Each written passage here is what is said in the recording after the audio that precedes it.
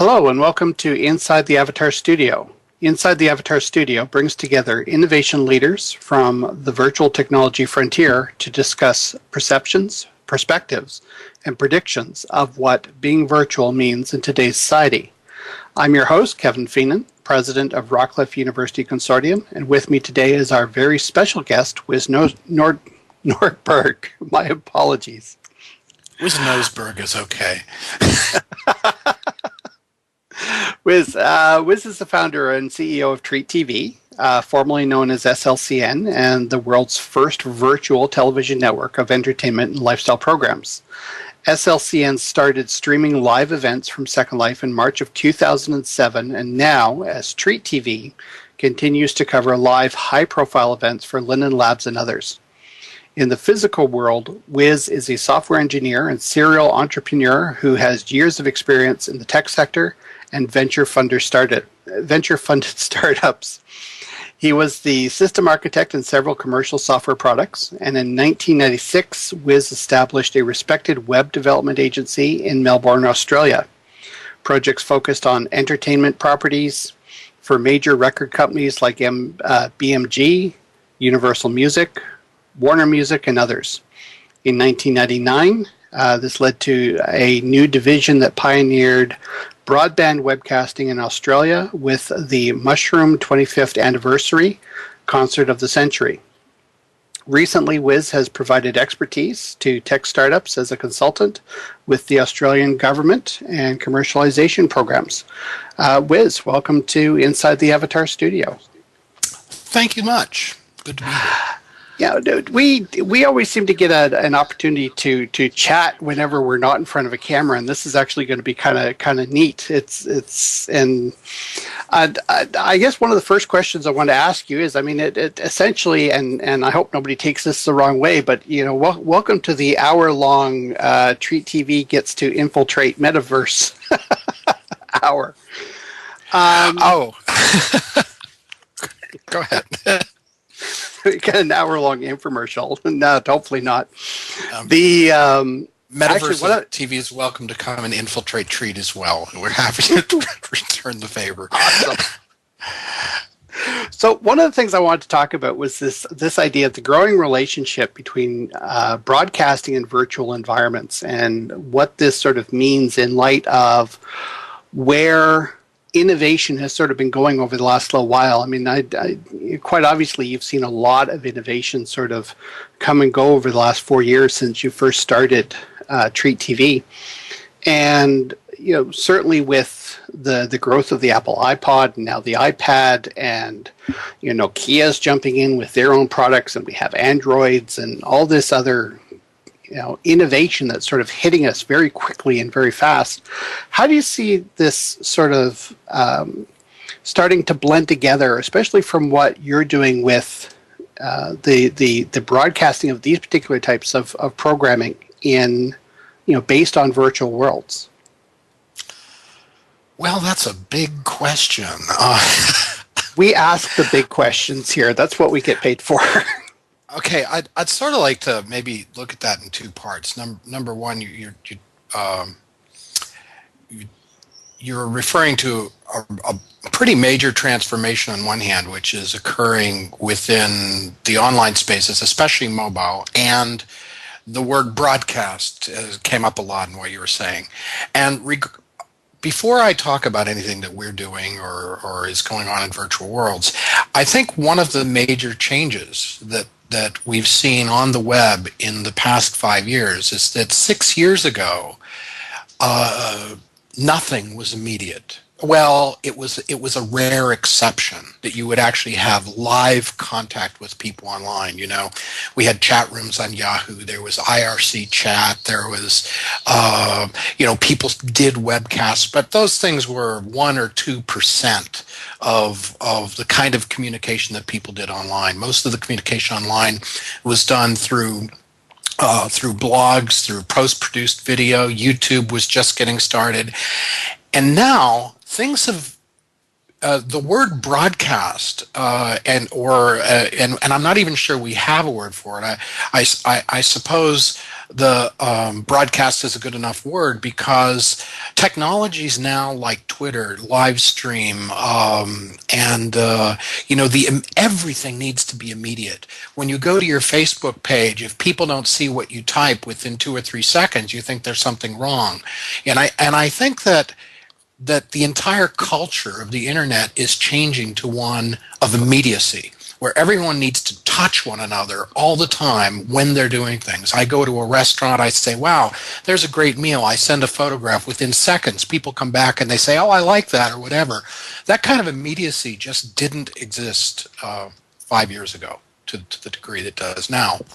So, and I think that that's been fueled by a whole lot of things, and I think maybe one of the biggest things is probably mobile. And I think mobile technologies, especially the transformation, the push that Apple gave the mobile industry to finally realize that phones need to serve all of those internet needs that they promised to for 10 years but never did. And so now everyone's expectations have gone up so much. So the world of broadcast television is probably being dragged along by the internet to become more and more immediate. And I think that while that wasn't probably one of the motivations for starting SLCN and Treet, I think one of the big opportunities for anyone that does broadcasting is to plug into that new immediacy that exists online. Well, that's kind of interesting, because if we look at some of the successful shows that are on Treet TV at the moment, I mean, certainly there's Metanomics, Tonight Live, The First Question, Designing Worlds, Isty's Eduverse. I mean, most of these are 1 hour type block programs. And in some cases longer, depending, I mean, some of the sports programs I would imagine go a little bit longer than that. The relationship then between this idea of immediacy and the way in which a number of programs are currently structured, do you see there being a bit of a disconnect then between sort of where we've taken things versus potentially where they may need to go? Well, one of the things everything we've done is always live. Okay, so since day one. In fact, I think out of 4,000 episodes, almost 4,000 episodes, I think maybe 10 of them were done some other way other than live. And that's interesting, because I think that one of the things we've learned is that all the different types of media that you use that surround some live event are amplifiers for that event. So one of the big observations we've had over the past few years is that our biggest role is as an amplifier. And that and it's almost like somebody's taken a megaphone. When a show happens, that somebody's taken a megaphone out and said, okay, this is happening now. And those echoes roll over that event for weeks after that sometimes, where people begin to download and everything. But after 2 to 3 months, that sort of amplification effect dies down, and only the shows that actually have some staying power continue to get downloaded. So I think our challenge, it's not even it's so much of a challenge. The big observation we've had is that that being able to do that amplification among a large number of stakeholders is probably the key to success in these areas. And although we really love virtual worlds, and I think that we are further ahead of the curve than I probably thought we were in 2007, meaning that the world really has to catch up to what we're doing in order to make that audience large enough to begin to easily monetize it. Yeah, I know you were, a couple of interviews that you've been doing over the last couple of months, you had sort of referred to, and I'm just trying to find my quote here, but, talking a little bit in terms of the size of the market and the fact that, we're maybe tapping into a market that's, at best like 100, maybe 150,000 people currently. But that's not really sustainable in terms of a market, and really that we have more R&D that needs to be done inside this environment. So, I mean, I guess one of the things I'm interested in is your perspective in terms of how that R&D may potentially be taking place, and what are some of the drivers of that you're seeing based on your experience in the last couple of years? Well, I think we're sitting right here in the middle of that R&D, and I think one of the frustrations people have with Second Life is that the forward motion of this technology has stopped. Whereas at one point, every month that would go by, we felt that we were in a growing, evolving, something new happening. Forterra would come along. There was Caneva. Everyone was suddenly investing money in taking things to the new level. You know, voice appeared. I mean, and these were significant features that came along in 2008. And I think one of the biggest problems is that people have stopped investing in that forward motion, and I think a lot of the forward motion we're seeing right now is being made by users and people who are taking the technologies that are actually not changing that much right now and investing a lot of time into trying to find new and innovative ways to use them. But I think, unfortunately, the R&D that's going to make this technology spread out to the mainstream has a lot to do with more to do with the technologies upon which virtual worlds are based than upon how we use them. And Treet is really a how we use them technology. You know, we're doing something that's very conventional, that probably is very close to the way people would have filmed Pac-Man in 1979. Like I honestly, if you had like one of those Pac-Man games from the bar that you used to sit and play, I suspect if you called a video production company back then and said, "Listen, we need to film this," they would do it very much the way we have. So although there's a lot of little detailed innovations, trying to get things to work more reliably online, the real innovations are the underlying technologies we're using, not sort of the mashups that we're creating around them. Right. Okay. And again, I'm going to refer back to a couple of other interviews that you've done in the past, because there was one, and I believe it was with Bixley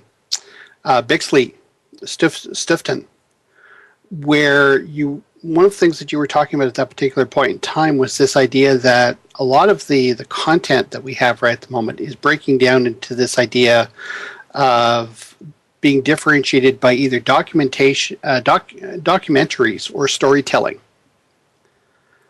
And I guess to a certain extent is the technologies that we're looking at and some of the things that we've been hearing about. I mean, if we look at certainly OpenSim, I mean, there's a couple of groups that are trying to expand that particular platform to pick up where Linden Lab is sort of, let's be honest, they've dropped the ball in terms of, where they sort of left us for a couple of years ago. But there's other groups that are out there that are trying to pick that up. So how does the technology sort of help those people that are trying to do the documentary type program versus the storytelling one? Well, I think convincing virtual worlds environments help everybody. Whether you're trying to create machinima, whether you're trying to create convincing interactive stories, no matter what you're trying to do, the more convincing it is, the more transparent it becomes, the better. I think that notion that the technology needs to be transparent is probably one of the enablers of good content production. When you look at a movie like Avatar or something that has a really great CGI effects, the more the technology disappears and the story alone comes out, the more successful that is. And one of the challenges we have is we're using technologies that require forgiveness and don't have that transparency. And that's very obvious when you take something that's produced in a virtual world and you show it to someone who is who does mainstream television. The instant quirkiness of the environment is still there, and I think that forgiveness has to disappear and be replaced with complete transparency, so that people I'll give an example, which is kind of interesting, if I can. Is that okay, Phelan? Yeah, by all means. Okay.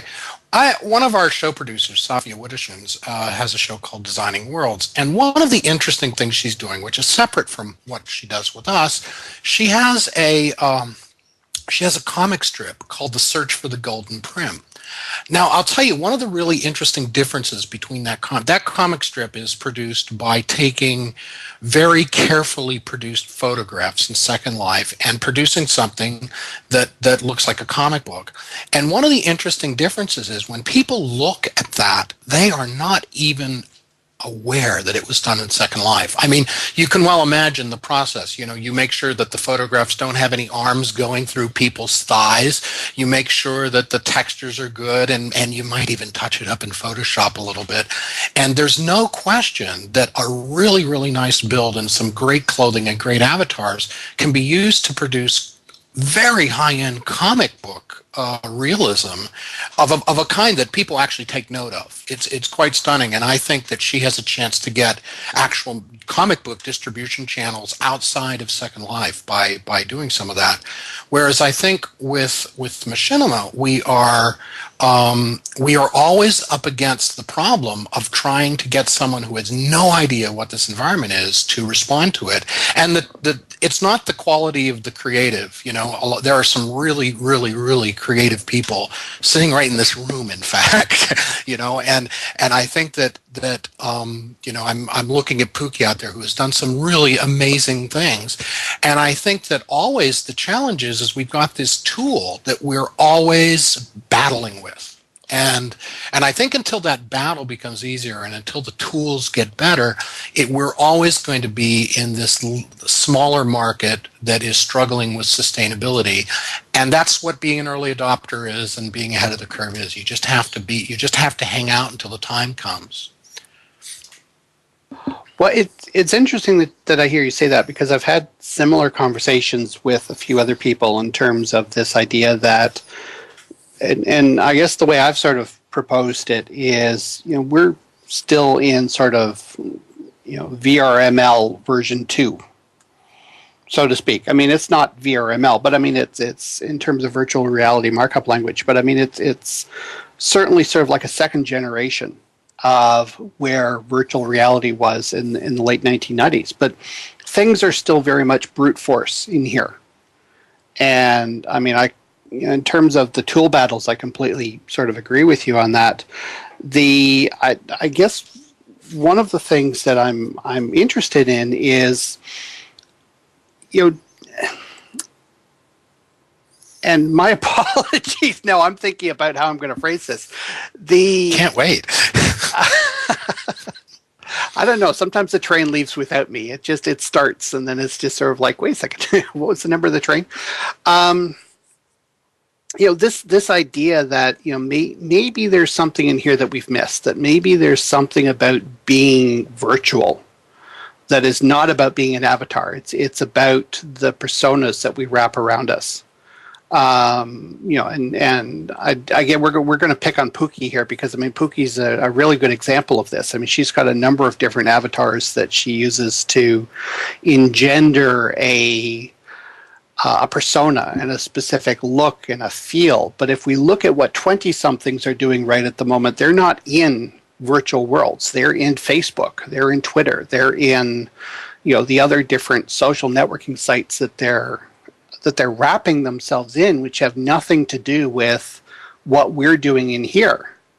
And I guess one of the things I'm curious about is how, you know, there were some comments made earlier that you guys are starting to look at now, hybrid virtual reality live type programming as part of what you're doing with Treet TV. And I'm wondering how you see part of that fitting in with that sort of hybrid model, and what we might be able to start seeing going forward with some of these ideas. Well, I'll have to say that the things that you're talking about there that we're doing are just experiments. It's a learning experience for us. And we do have a pretty engaged market that we can put our hands around. That's good. Okay, we've actually built a market that, like we'd probably compare with a television station in a small town, that has or a town of 200,000 or something, that actually can see the people that, we have a fairly intimate relationship with viewers, and that's all good. But to that extent that we're doing new things, they're really all experiments. I don't think that there is I don't think it's easy. I don't think there are easy ways to compare things like Facebook and Twitter and virtual worlds. I think one of the biggest mistakes Linden Lab made was believing that Second Life, that was casting Second Life in the mantle of a social networking tool because it happened to be the popular vernacular of the day. I think that led them to lose comprehension of what their own product was and what it was supposed to do. Each of these tools, 20 somethings aren't using Second Life probably for reasons that are. Second Life is not lean. It is not a thin social tool. It is not a one-click gratification tool. There are probably myriads of reasons why Second Life can't be used by large numbers of people that can instantly use Twitter and use Facebook. I think that the other problem with virtual worlds, especially like Second Life, is that Second Life you can look out on the web and point to 100 specialized technologies. You can look at technologies designed to do web conferencing, technologies designed to do social networking, technologies designed to make meetings better, to make it possible for you to role play and write scripts. And there are a lot of specialized technologies out there, and Second Life does them all. And that is both its strength and liability. I think that in order to reach a market effectively, you need to make it easy for people to understand what your product does, and it's very hard to market a product that does everything, especially when it consumes a tremendous amount of time to get to the point where you can master it. So I think that there's another thing that I'll just close with and that is, I think also nothing has. There's no question that I believe that living virtual, if we want to call it that, is probably the most powerful way to exist online. And I think that's been our motivator from the beginning. And yet I think that one of the things I kind of hoped for that never happened is that something would catalyze that marketplace. And I'll give you a good example. I'll go back to comic books. Electronic comic books have existed for a long, long time. In fact, there's a very, very successful iPad product from a company called Comixology that has been publishing online comic books for 10 years. And they never had any traction before the iPad come along, because the comic book market was convinced that you had to have this paper thing that you bought in shrink wrap and you took home and you collected in a certain way. And the iPad has sort of catalyzed that market by enabling people who were early adopters 10 years ago to suddenly realize the benefits of their perseverance and actually find a way to make that happen. And I think virtual worlds are sort of the same thing. I think something has to happen to catalyze that market. And I think we thought, when Bruce Willis was on SLCN, we thought, it's happening. And now I think that the biggest thing that I realize is, okay, we're still ahead of the curve, and there's a lot of patience required. Sort of like Mr. T advertising World of Warcraft. I guess a couple of things that I want to pick up there. I mean, one is you mentioned this idea in terms of how Linden Lab sees the product, and I'm wondering in terms of, and I'm referring not just to Second Life, but also to OpenSim, because I sort of see them joined at the hip. Although I realize some groups are taking things off in a slightly different direction. I mean, where do you see the placement of the product, really? I mean, in terms of, from a technology standpoint.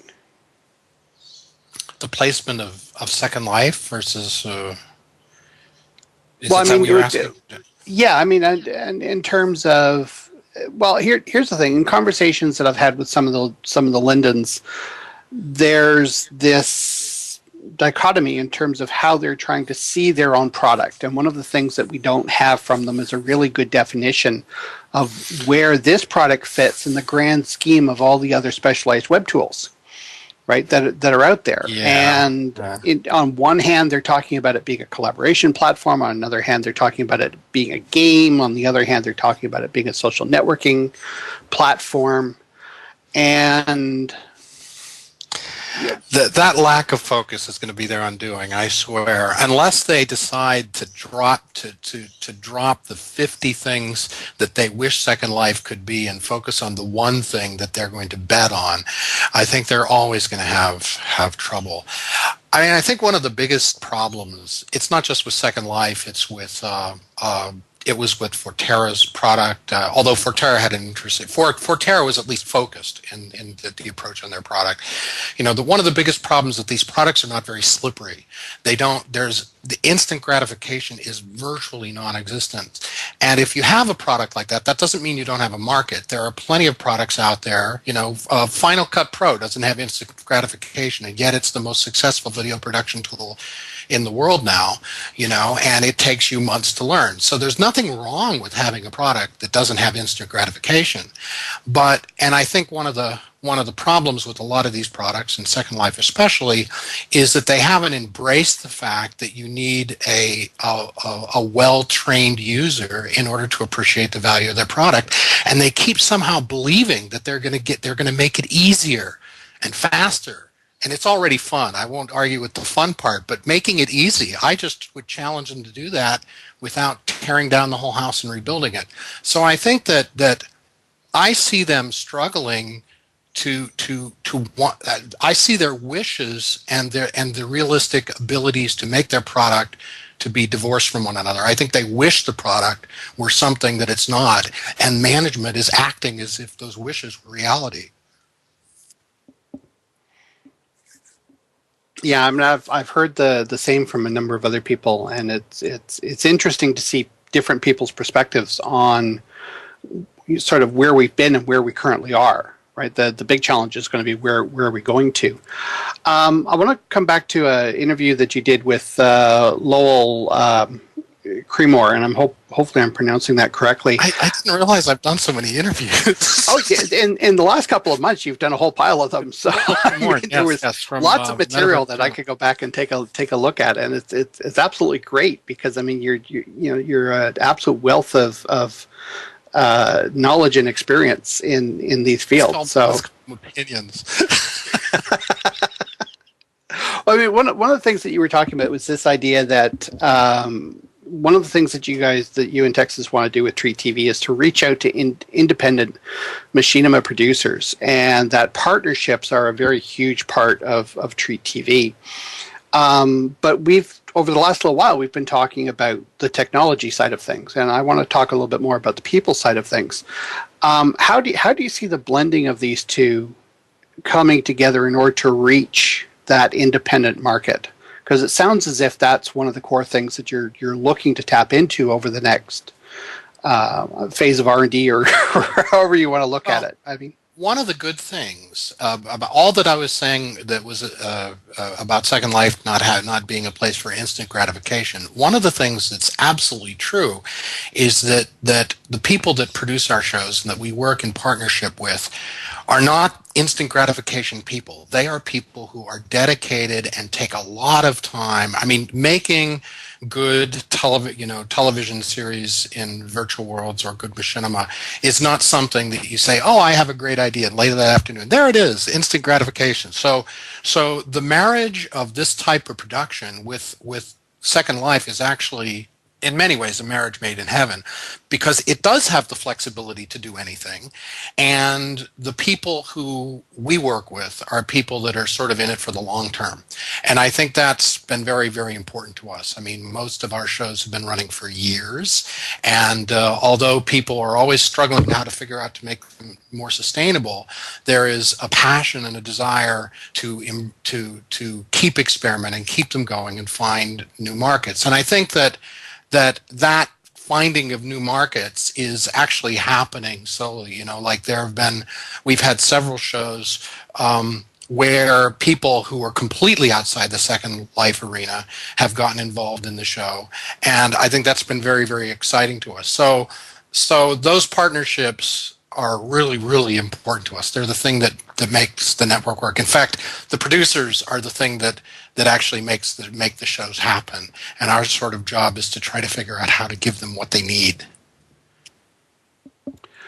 Right. So is there, do you see there being a, because I mean, we're with the Virtual World's Best Practice Conference, which is coming up, we're doing something unique this year in that we're introducing a very large machinima type track, and there is a whole pile of budding, I don't know if this is the right word, machinimists that are out there, and they're trying to get their content, places to put it. I mean, obviously there's YouTube and what have you, but as we found with one person, I mean, depending on, what type of music you put with it, I mean, half your content could disappear. So, I mean, there's certainly challenges with some of the outlets that these people have. Do you see this really, I guess, this convergence between what we're doing here and, again, I sort of want to come back to mobile. Do you see this becoming more and more something that's going to go into the hands of the everyday person, or is this still going to remain in the hands of producer specialists that are going to really be focused on that one particular type of market?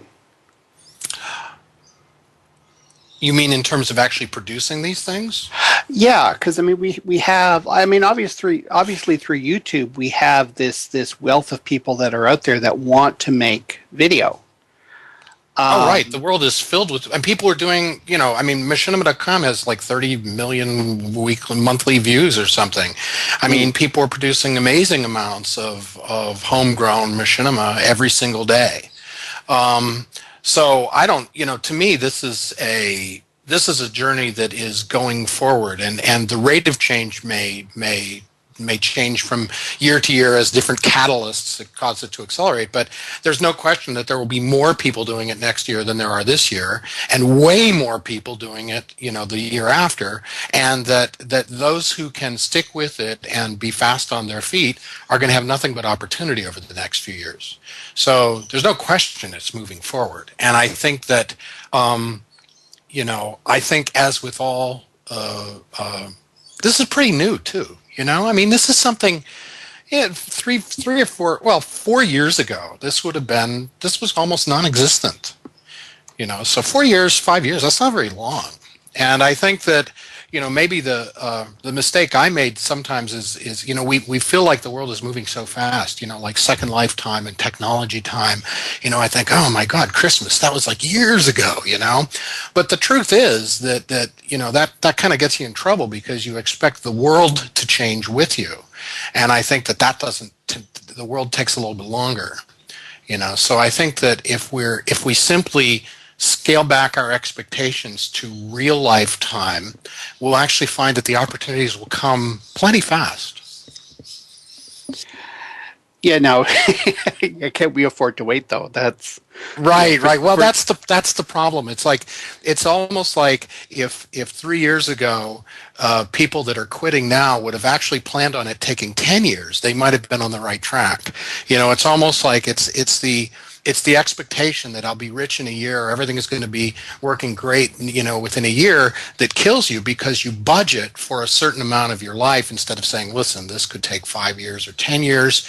Are we sure we're up for that? In fact, we've had a couple roundtable meetings at Treet, especially during 2008, where the top item of the agenda was, are we sure we're up for this? Because when you actually realize that once you start something, you either have to keep it going until the market is there, or you've wasted your effort. It's a tough decision sometimes. So how do you, and actually Texas is sort of leading into this, I mean, how do you make that decision between having consistency in what you're doing versus trying to identify whether or not, I'm trying to figure out a very polite way of putting this, but I mean, because in all honesty, I've had this conversation with some of the people at Rockcliffe myself in terms of. I was just about to mention Rockcliffe. Well, I mean, it's here it is, and you're in the same position we are, right? I mean, you're going through, you're doing all this stuff, you're in the red, right? Which is not a good situation to be in, and I mean, the same as everybody else that's around us. I mean, we all understand that there's opportunity here, but at some point, there's a difference between being consistent and being pig-headed is not the right word, but I mean, I think you know where I'm going with this, right? I mean, there's a difference between having vision of where things are going to go and having society and technology pass you by and not realizing that you're on the completely wrong track. And where do you because I mean you have to be positioned to jump at opportunity when it comes, but at the same time, if you're not positioned for that, then you can't do it. Yeah, the biggest decision entrepreneurs face is when to quit and do something else. And there's an argument. There are arguments for there are arguments for both sides. I mean, one thing for sure, you have to go after things aggressively. And, if you have something you think has value, you have to measure that value and say, well, I don't want to lose that value. And so you're always balancing that. You're saying, okay, we spent 3 years building this value. What is that value? The very important you be objective and say, is it actually worth anything?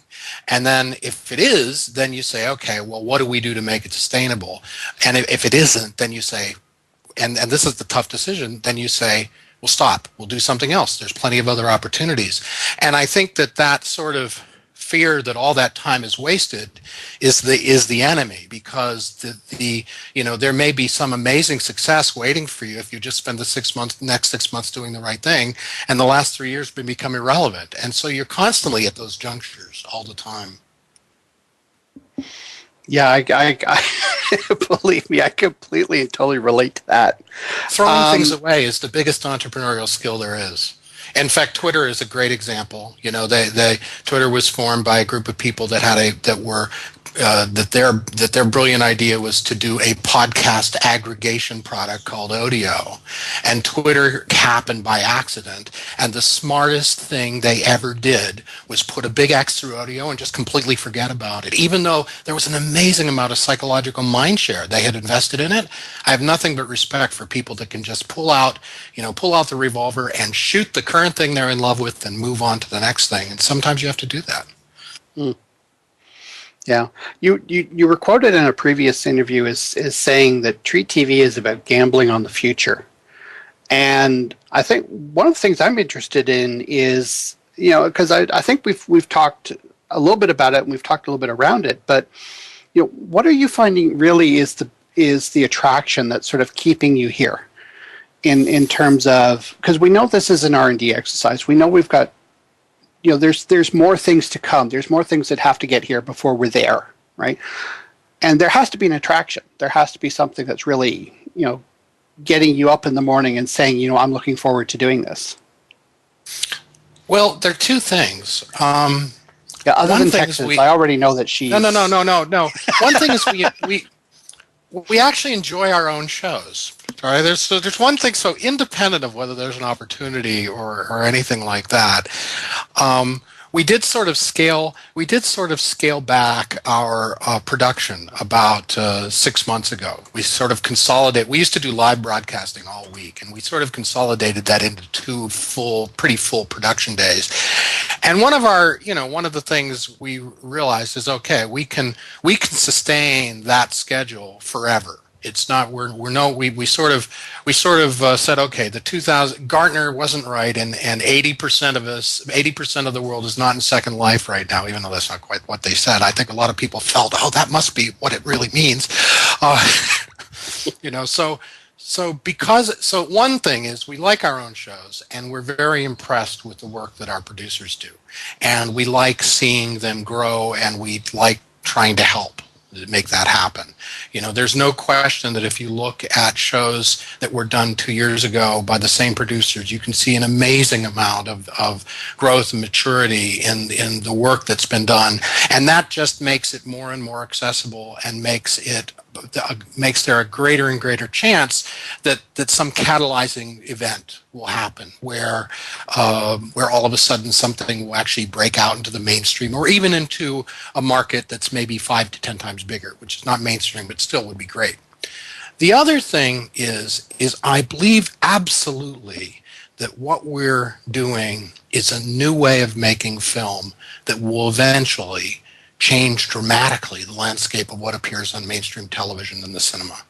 And, the word eventually is really in huge red bold-faced letters there, but the ability to dispense with the expensive sets, to be able to tailor the look of people using avatars and clothing, it essentially replaces it replaces live television with something cheaper and more fluid, and it replaces the arduous process of animation with something that can, I believe, achieve the same results for a larger group of creators. So I have a real profound belief that this is an important new entertainment technology, and I don't want to lose out on that opportunity.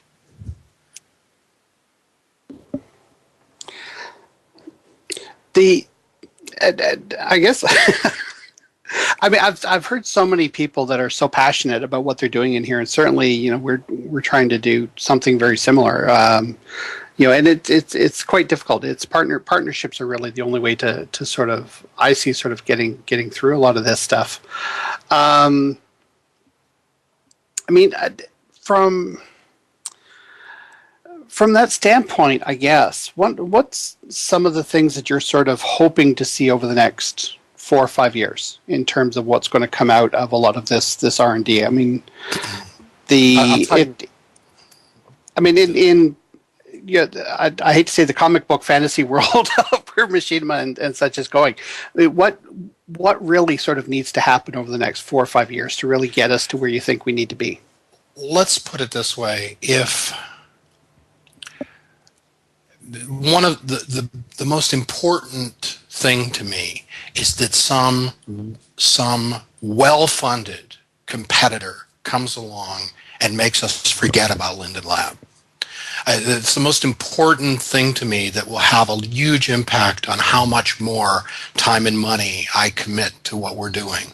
Because I think that although virtual worlds as a vague concept have many, many people in them, this is a very special type of virtual world that can be a film studio. This is a virtual film studio we're sitting into, and it is because of the versatility of this product. If it turns out that nobody out there can turn this into a large market, then a lot of while there'll be individual machinima opportunities and it will continue to grow, the actual explosion of seeing this become television probably won't happen that quickly until some real well-funded competitors come along and replace what we're sitting with here with something that is fast, easy, and fun. I didn't know about that acronym. I just really don't. But I thought it was a great. Hey, I was all in favor of that. Fast, easy, and fun worked for me. I think it's just a matter of. I think it's easier said than done. Oh, certainly. I think we discovered that the hard way in some cases. I mean, the idea of sort of being off the radar versus being on the radar.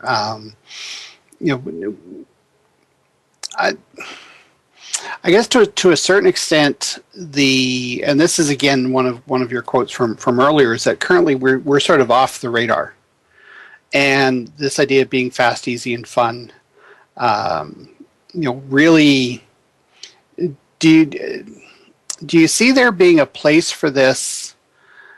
I'm just trying to figure out how I haven't written out this question, so I'm just trying to figure out how to phrase it properly here. Right now, we're sort of flying under the radar of a whole pile of media corporations that are out there. And as much as, there's going to be more and more people entering into this field, whether it's through Second Life or through Machinima or through mobile or through whichever else, is there such a thing as too small or too big a market from your perspective in here? I mean, is there a minimum level of sustainability that you see that we have to get to as part of that? I think that every products and markets fit together in this, and when that marriage works, there's great synergy. There are products that cost $100,000 that have 1,000 users. Their market is 1,000, and it works great. And there are markets that cost 99 cents where there are 100 million people in that market. And I think that the people who create products are under the huge task of trying to plan their products and markets to create that beautiful synergy that happens when your product and the size of your market and the pricing you've chosen and the demand and the quality, when it all works, it's great. And so I don't think that bigger is better. I think that it might well be, for example, there are plenty of areas of tremendous traction that could survive without large markets. One of the things people like Cisco, Intel, and so forth used to invest quite a bit of money in doing Second Life, not only Second Life programming with us, but spending time and money in world doing things like that. Now, I think that, to be honest, there was probably 20% of their expectations probably got fulfilled for the large majority of people that they actually needed to have it fulfilled. But had they, if companies like that were to stick with it, I believe that it's not an enormous market, but I believe there is a lucrative market for people that really need to bring reality to their business world in using virtual worlds. I think there's a tremendous market there, and there could one of the examples I always use when talking about market size is, like, I ask people, well, do you think a show with 100 viewers on Treet could be sustainable? And people almost invariably say yes. And I say, what if they're all U.S. senators? And I think that to me illustrates the case where market size has very little to do with the success of things. So it's hard for me to answer that. I think that the desire to go mainstream is almost like the easy answer to success, but I don't actually think it's usually the right answer. Right. The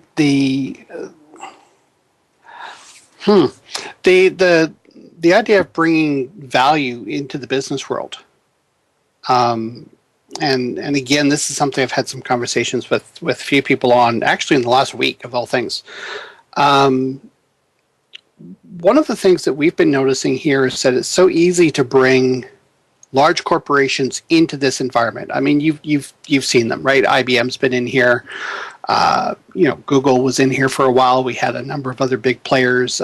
Dell was in here, and they spent hundreds of thousands of dollars, and then they sort of up and left, in part for exactly the reasons that you were specifying. I mean, they brought unrealistic expectations to a technology that they really didn't understand. Are there core values that you see companies really having to bring with them in order to get value, to bring value from here back to their real life business? I mean, are there specific aspects within that you sort of see as being imperative? Well, I mean, I think how you measure success is really something people always have to know, and they have to think about what is the measure of that value. And I have to say that probably the best model for business is what you're doing and what is going on in education. To me, education is the number one success story of why virtual worlds can gain traction. And I think when you look at why they gain traction in education, you can apply that kind of traction very easily to many, many, many corporate problems. I mean, if you take a look at all the case studies of why education worked in virtual worlds when distance learning and other flatter technologies didn't, and you actually look at corporate training and corporate certification and corporate simulation problems, I think those very same things that you see in education are probably the biggest metrics for corporations, and I don't think it's virtual meetings. Do you agree with that? I mean, you're the expert on this. Well, that's good to hear from somebody.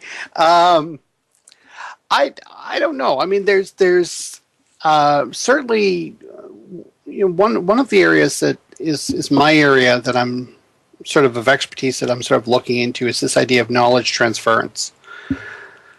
And corporate meetings and the ability to have people come in and be part of a social crowd is all well and good, but at some point we have to really develop new knowledge, and we have to develop it at a pace that is consistent with the way innovation's running, which means not at a snail's pace. We got to be keeping pace with the way technology is running right now, which is just absolutely completely out of control. That's a very hard thing to do, especially with a platform that sort of, come to a grinding halt while they're figuring out what to do next. So,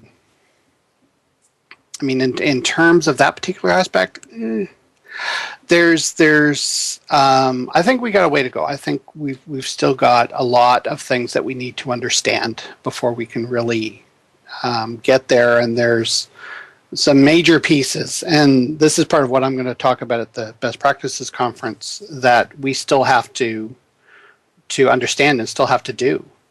Let me ask you a question. I know you're supposed to be asking the questions, but early you asked me a question about what keeps me going and why do I do this. And I tell you, in my mind, I've got a lot of interesting stories that come from various experiences I've had that I call upon whenever I'm having doubts and I'm getting up and I'm just like, oh, why do we do this? Why do we do this? I sort of reach down and pull one of these out.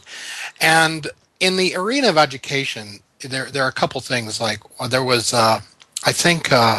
I think it was Virtual Bacon that had a presentation in the very first Best Practices, and he was talking about virtual chemistry labs and how you had to get people to experience things in order for them to appreciate, and how he was doing this workshop in a classroom with virtual chemistry labs built in Second Life, and some teacher that was completely out of the loop and was really skeptical for it for the first time had that eureka experience and realized the moment you can actually simulate things like this and students can relate to them and as if they were real, it changes everything. And in 1988, of all time, 1987, I was actually working on a virtual simulation for helping people to learn to deal with emergencies in nuclear plants. And the president of the company I was working for was a real visionary. He believed that he was into the idea of 3D immersible, like 3D goggles and virtual reality equipment and everything. In 1988.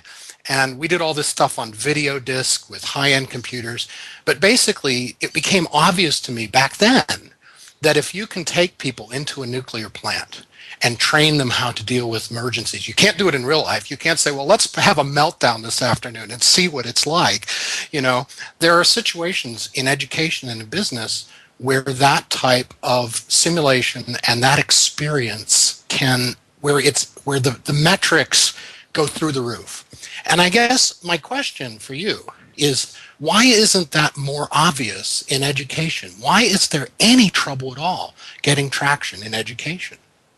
The $64,000 question. Yes, that's all. There you go. Oh boy, we could be an hour on that one. Oh my! But isn't it obvious? Am I right? Is it this type of thing is quite obvious, isn't it? To me, it's obvious, but mind you, I see this as a game. I see what we're doing in here as being a complete and total game changer, not a little one, a big one, right? And this isn't. I mean, this isn't about being a cartoon character. This is about the way in which we are going to actually do and conduct business in the future, and it is going to substantially change the way in which we interrelate. Not only on a social scale, but also on a working scale. I mean, if you consider the three main spaces that people tend to live and work to basically live in, which is either work, family, or external social structures, right? So first, second, and third spaces, and this whole idea that what we're doing here right now is sort of having a big impact on our third space relationships. And it hasn't had a big impact on first and second space relationships, but it's going to. Because at some point, what we're doing here is going to merge with the operating system. And at that point, it's going to allow people to really control the way in which they do work. And I'm not talking, machinima. I'm talking, the nuts and bolts of what makes the rest of the world work short of ditch digging. I mean, to a certain extent, even there, because you can put a robotic, arm on Mars and have it dig ditches for you. But it's substantial. It's going to mean that the individual is going to be able to control their workspace. And right now you can't do that. But the technology is here. The technology is sitting right in front of us. The ability to communicate and to connect with people is sitting right in front of us. And that's what I find is so invigorating about what we're doing. I don't see Second Life as being where things are going to be 5 years from now. I see it as being the catalyst from which all these other changes are going to springboard from. And whether Second Life is there to see it or not, I don't know. But to me, this is the game changer. So, like me, you're sort of in the same boat then as I am. I believe this is real. I believe it must happen, and I believe that we're simply using the best tools we have available to us. But we can't give up on it because it's not going to go away, and the tools are going to get better, and more people are going to use it, and it's inevitable, and it's the better way. It's the good thing, right? And there's so much that we are learning in this environment that as I'm going to use a newbie word. Newbies coming into this environment bring with them all of their preconceived notions of what their real world is like.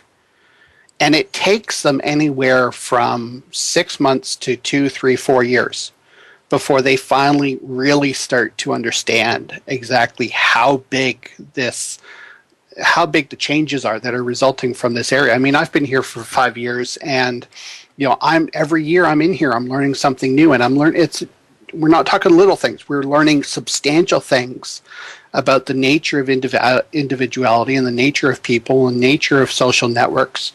And again, why this is so important. And I defy a newbie person to come in here and to be able to get that in a very short period of time.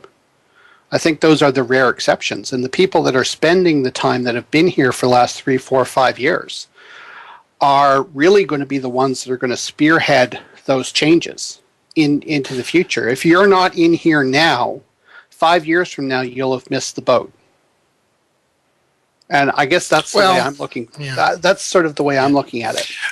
It's funny. I actually think I think there's a culture change that will occur. And I see it everywhere else, so it has to happen here. There were years ago, my mother would not have been able to do anything online, and she's to my horror, actually, a little bit. She's one of my Facebook friends now. It's terrible having your mother and other people be both your friends on Facebook at the same time, trying to manage those things. But, it's obvious that things like Facebook and Twitter and the web and even mobile connectivity have gotten to the point where the years have passed that have taken lots of people to actually have that be one of the parts of their world. And, one of the most exciting things, I think, for all of us, when the Avatar movie came out was I think, the feeling that what we know suddenly is touching hundreds of millions of people. And I think maybe the underlying reason why that's so exciting is because that's the beginning of the kinds of things that make culture change, to the point where where the noob would no longer have to wonder and would actually know even before they got there, oh, well, that's a virtual world or whatever it's called. It's gonna be the best way for me to do this. And I just think those culture changes are so we have that culture here, And I think we're just waiting for the rest of the world, but it seems like it's got to happen. Mm. Yeah, and I guess to a certain extent, I'm not quite sure how that's going to materialize as we go over the next few years. Right? We're too old to know. Well, not necessarily. No, right? I'm just joking. You'd be surprised. I mean, Thinker has, Thinker comes in and he does a lot of stuff here at Rockcliffe, and I tell you something, you've got to absolutely respect somebody like that, because I mean, he knows so much more than a lot of us all put together, and he's, I'm not gonna say what. Where he's at in terms of age wise, but let's put it this way. I mean, it just he's not a teenager, but I'd put him up against I'd put him up against a college full of 20 somethings any day, right? Yep. Yeah. So anyway, Wiz, I know the Meta World folks have to sign us off here. But I'd like to invite you to stick around for a little while and maybe answer some questions here, and we can continue the conversation for a little bit. But I'm going to allow Mel and Robert to sign us off here. I'd like to thank Mel Burns very much for again recording this for us. It is always wonderful to have him here to help us out with this, and Bevan Whitfield for helping to arrange everything and get it all produced. So, thank you guys very much. And, we'll catch everybody here in a month's time.